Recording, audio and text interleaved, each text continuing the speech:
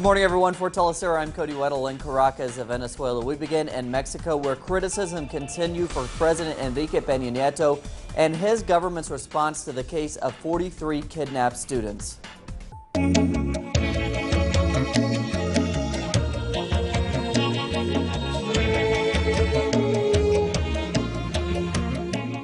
Now, despite the criticisms, Mexican President Peña Nieto will continue with his plans to travel to Australia and China. Many have called the trip inappropriate considering the state of upheaval in the country over the 43 missing students in Guerrero State. Peña Nieto will shorten his trip because of the crisis caused by the disappearances in the country.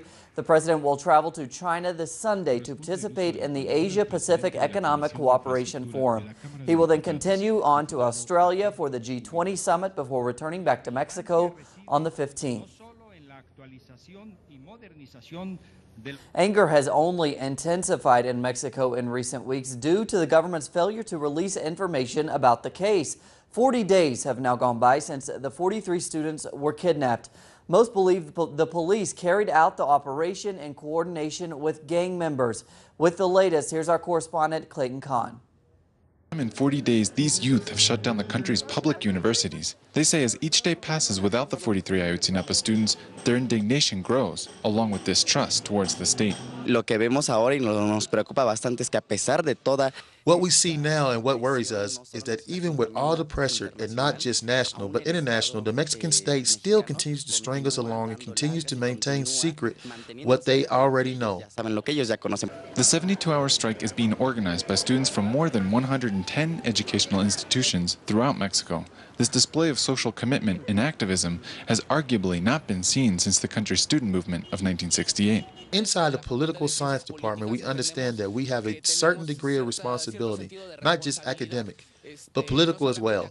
Thus, we believe it is important that the public universities have joined in the mobilizations. As the youth also lay a symbolic siege around the Attorney General's office, supporters echo the distrust of the authorities, claiming that controlling political damage takes priority over finding justice in Ayotzinapa. I believe they are administering the conflict, waiting for the mobilization to calm down, and then afterwards they will announce the truth. I believe that they know what happened to our friends, but the 43 disappeared. ¿Qué ha pasado con nuestros compañeros, con los 43 desaparecidos? The Ayotzinapa case strikes deep at a reality for many of Mexico's youth, that they are often the victims and targets of state-condoned or sponsored violence. Clayton Kahn, Telesur, Mexico City. And thanks to Clayton, we go to Russia now, where Peruvian President Ollanta Humala will meet today with President Vladimir Putin to sign several bilateral trade agreements. It marks the first official visit by any Peruvian head of state on Russian soil since 1969, when the two countries established diplomatic relations. The meeting aims to deepen and strengthen the bilateral relationship, facilitate trade, promote tourism, and environmental cooperation. And we go to Bolivia now, where our correspondent David Doherty tells us about a program to train teachers in both indigenous and foreign languages in order to provide multilingual education to students. A new program in Bolivia will teach elementary school teachers to provide multilingual instruction to students in Spanish, a local indigenous language, and English. For a teacher who is trained in a monolingual context with a Hispanicized understanding of things and a centralized approach, in this intellectual context, their formation must obviously be supplemented in the areas of language and culture in order to develop the historic objective we are working towards, which is the decolonization of education. Many schools already provide multilingual education, and the government hopes that by institutionalizing the practice, students will graduate with better language skills for both within Bolivia and abroad. Me parece bien que hayan implementado la enseñanza del idioma Aymara. I think it's good that in my children's school, they have implemented instruction in the Aymara language. I think this helps us, especially in these times of change, to integrate ourselves with those who speak these languages, because many of us have lost this knowledge. The Avelino Signani Elizardo Perez education reform law passed in 2010 establishes trilingual instruction as a new norm in Bolivian education. Reporting from La Paz, David Doherty, Telesur. And thanks to David, the president of Ecuador, Rafael Correa, has added his name to the list of those criticizing the United States' ongoing blockade on Cuba in recent weeks.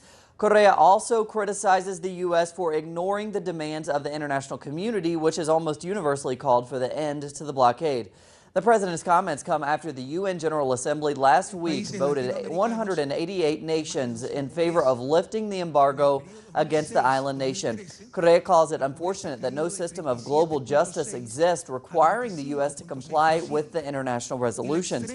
The U.S. and Israel were the only two countries that supported the continuation of the blockade. Washington first imposed the measure in 1962. To the U.S. state of Missouri now, where this week a grand jury will decide whether to indict the police officer who shot and killed Michael Brown. The shooting led to major protests and national attention condemning the police for what many consider institutional racism within police forces. Demonstrators have since simmered. Ferguson Mayor James Knowles today called on authorities to prepare for the worst and expect tensions to increase, since it is expected that the courts will rule to not indict Darren Wilson, who allegedly shot the teenage boy 6 times, despite the fact that he was unarmed. And to Syria, Islamist rebel group Ansar al-Sham said in a statement that U.S. airstrikes have destroyed one of its bases and killed many innocent civilians, including children. The United States and its allies have expanded their military reach beyond Kobani and launched a series of airstrikes around the Turkish-Syrian border Thursday night. The bombs were targeting the training bases of al-Qaeda-linked extremist groups. Now, according to statements by Ansar al-Sham, several women and children were among those killed in the shelling. We go back to the United States, where John Boehner, the top Republican in Congress, warned President Obama not to use his executive authority over immigration reform. The House Speaker's announcement comes just days after Republicans took control of the Senate in the midterm elections. Obama said he was prepared to use his powers to force through new immigration laws after Republicans blocked major reform from passing. Boehner said that this move would poison their relationship in Congress. The immigration system is broken and it needs to be fixed. But I've made clear to the president that if he acts unilaterally on his own, outside of his authority, he will poison the well, and there will be no chance for immigration reform moving in this Congress. It's as simple as that. U.S. Pentagon officials said it would reach its outreach program to veterans of the Iraqi war after the New York Times revealed that more than 620 soldiers had been exposed to chemical weapons.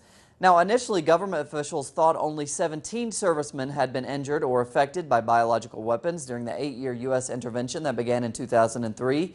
The Pentagon's medical reports revealed that the soldiers had been exposed to chemical weapons from the 1980s. They added that the servicemen had been injured by sarin or sulfur mustard agent. A controversy surrounding who actually killed Osama bin Laden has surfaced in the United States.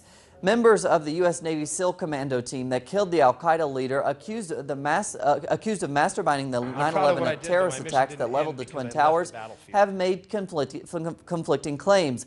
The Washington Post yesterday quoted former SEAL Rob O'Neill as claiming to have fired the fatal shot that hit bin Laden in the forehead after O'Neill stormed into a room in bin Laden's house. His claim was countered by a source close to another SEAL team member who preferred to remain unidentified. The Uruguayan president, who is famous for his austerity and called the poorest head of state in the world, is attracting the bids of some of the richest people for a very unexpected reason. Jose Pepe Mujica has received a $1 million offer for his 1987 VW Beetle from an Arab sheikh. Apparently, this was not the only offer he received for the blue sky Volkswagen, which he uses during his time off. Mujica stated that at first he didn't believe the offer was true, but when he was offered a large amount for his VW again, he decided he would sell it and use the money for one of the many social programs he funds with his salary. Plenty more on those stories and others at our website, telesurtv.net/English. For Telesur English, I'm Cody Weddle. Have a great Friday.